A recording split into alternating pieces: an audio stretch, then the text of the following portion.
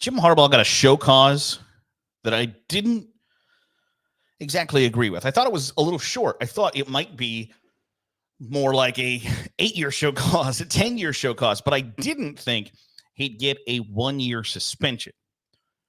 And I think while the initial reaction is that it's stupid, worthless, toothless, I understand that because it's unlikely that Jim Harbaugh is going to be interested in coaching in the college ranks again.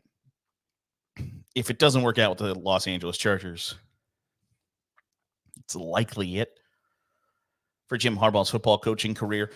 The idea that he could come back as some sort of, like when Rick Pitino went back to Iona.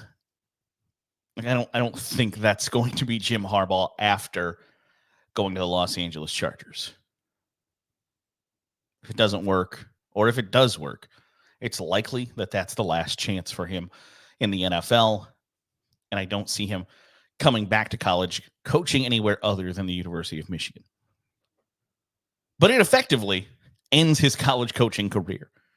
And I don't know that you can argue that he didn't potentially earn that distinction but from the NCAA when they ask for your participation in an investigation into your wrongdoing and you just flat out refuse to participate. That's what kind of happens, is they just say, you don't get to do this anymore. And so I think there are a couple of dumb things that happened today, that happened when the show cause and the 1-year suspension were announced. The first of is a 1-year suspension. A show cause is a pretty difficult way to get around hiring somebody. Like, it's a pretty difficult roadblock to get around when you're trying to hire somebody anyway. So a 4-year show cause is a pretty hefty punishment from the NCAA. So a year-long suspension looks as if you were trying really hard to come across as like the big dog on the block, like, yeah, speak softly and carry a big stick. We're going to show this guy. But when that punishment, like when Jim Harbaugh's never going to serve a 1-year suspension, it doesn't come across as anything other than like, I don't know that you accomplished a whole lot other. And I guess what I should say, accomplishing the idea that Jim Harbaugh's never going to coach college football again is a pretty hefty punishment. But when you try to really like drive home the fact that like we're real mad about this, a 1-year suspension, like you could have given him a 10-year suspension. It's all the same. He's never going to serve a 12-game suspension, just like he's never going to have to worry about a 4-year show cause in getting hired for another college football job.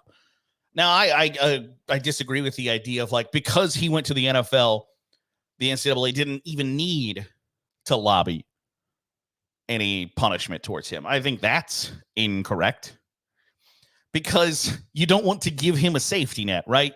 Like, you look really bad if you say, okay, well, he fled our jurisdiction, therefore we don't have the ability to punish him. And then if he comes back to your jurisdiction somehow, some way that, it doesn't, if Florida fires Billy Napier at the end of the 2024 season and says, Jim Harbaugh, I'm willing to pay you $15 million a year to come be my head coach, and it doesn't go well to Chargers in year number 1, and he goes, well, hell, I can probably lead Florida to a national championship, and he dives back in, and then the NCAA comes back and says, well, wait a second, we got some unresolved business with you, big fella. That looks bad. So I saw the uproar and the mockery of the NCAA that like this was toothless, this was pointless. And I agree to that in principle. Like on the surface, is it toothless, pointless, worthless, and an exercise in futility? Yes, absolutely 100%. But you still have to finish that out. You still have to see that through. If you went through the process of investigating the recruiting violations, and by the way, this is just with the recruiting violations during the COVID dead period. This isn't about the sign stealing allegations. This is suspension number 1 for Jim Harbaugh in 2024, not suspension number 2 in 2024, which is still yet to come. Was it pointless? Yes. But was it needed? I think so. It is a necessity, even though it has virtually no actual punishment to Jim Harbaugh. It's not as if the NCAA can say, you know what, give back half your salary. Like, they don't have that ability. They don't have the ability to fine him. They don't have the ability to charge him back pay, whatever the case may be. It is what it is. They have limited his future earning potential under their purview. I don't think that's necessarily a worthless bad thing.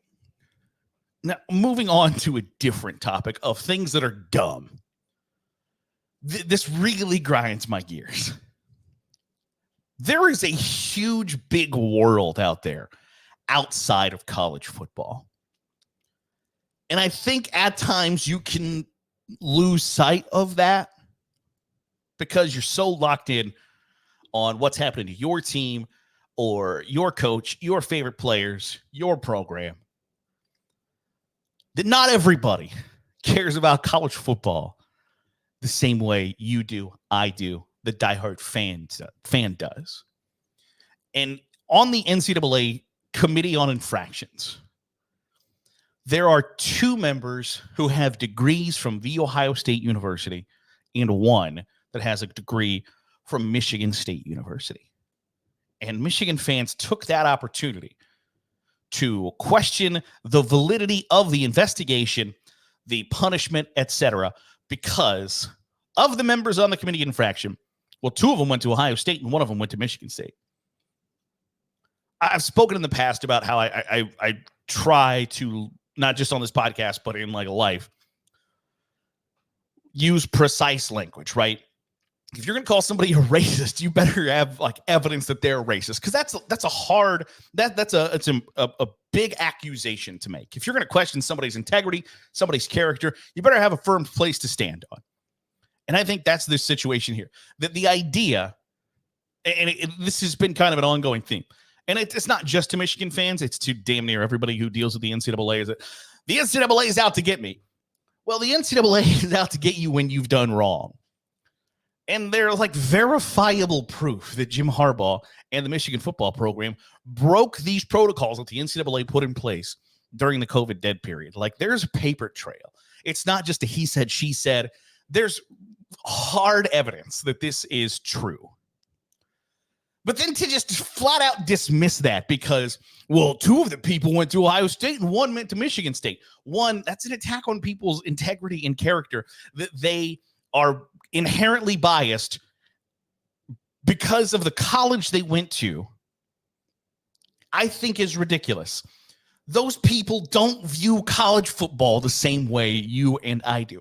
They're stuffy suits who lead miserable lives, who don't give a damn about who wins between that 100 by 53 and a third field on Saturday afternoons. They don't care. They think that that's beneath them. So the idea that they incorrectly lobbied penalties against the coach who's not even your coach anymore. He left your ass for greener pastures.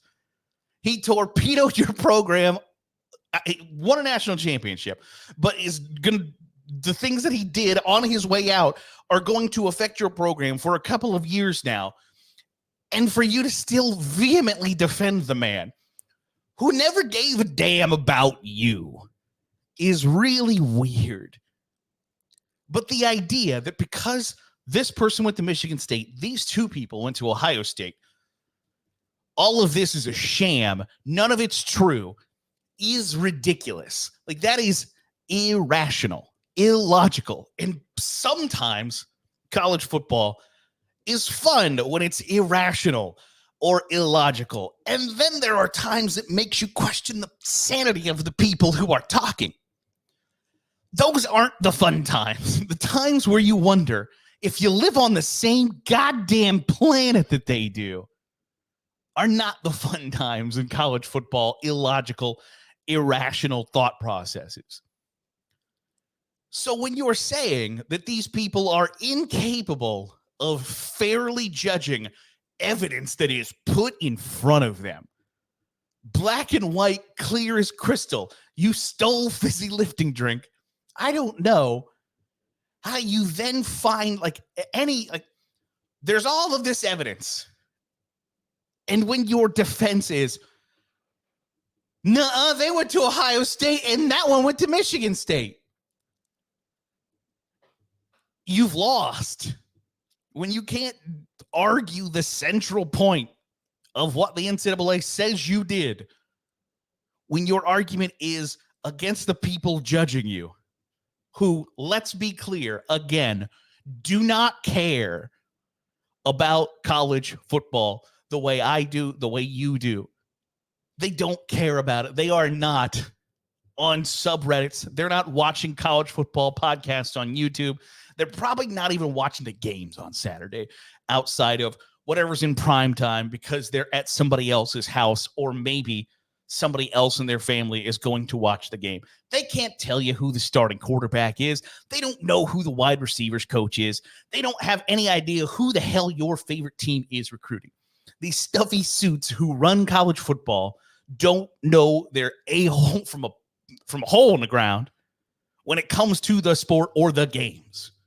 They don't care. The fact that they got a degree from the place that you call a rival has no bearing on that whatsoever. And it's the most ridiculous argument I can possibly fathom. We didn't do the things we are accused of because that guy went to my rival is dumb. Make no mistake about it. There is no way around it. That is stupid. And if you think that way, be better. So that'll do it for today's episode of the Daily Huddle. Appreciate you making us a part of your day, however it is, or wherever it is you're doing so. Here on YouTube, hit the subscribe button. Make sure you're getting all the great college football content we're pumping out. If you liked the video, you probably didn't if you're a Michigan fan, but click the thumbs up. Goes a long way in helping us get in front of more college football fans. And that's always a good thing. See you tomorrow for another episode of the Daily Huddle.